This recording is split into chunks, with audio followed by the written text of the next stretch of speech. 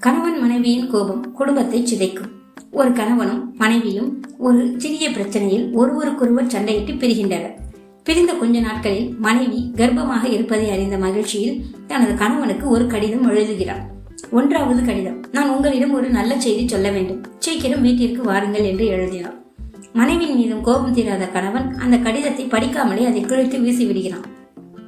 6 மாதம் காலம் ஓடிய நிலையில் மறுபடியும் தன் கணவனுக்கு அவள் கடிதம் எழுதுகிறார்.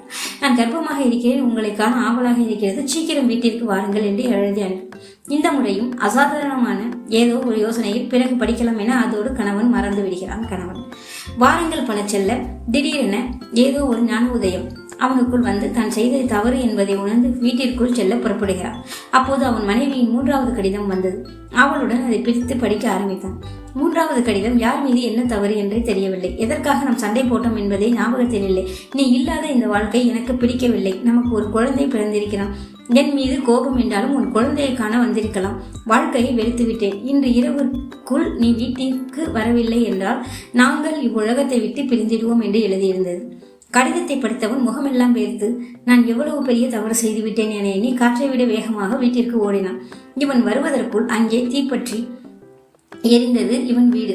இவன் திரும்பி வந்தது எந்த பலனுமின்றி தாயும் குழந்தையும் தீயில் கருகி இருந்தனர். மிகுந்த குற்ற உணர்ச்சியில் தாங்க முடியாத துயரத்தில் இவனும் அவர்களோடு நெருப்போடு நெருப்பாய் எரிந்து சாம்பலாய் போனான். ஒரு சிறிய கோபத்தால் ஒரு அழகான குடும்பமே அழிந்து போனது. ஆண்களின் கோபம் குடும்பத்தை கெடுக்கும், பெண்களின் கோபம் குலத்தையே அழிக்கும். Please subscribe.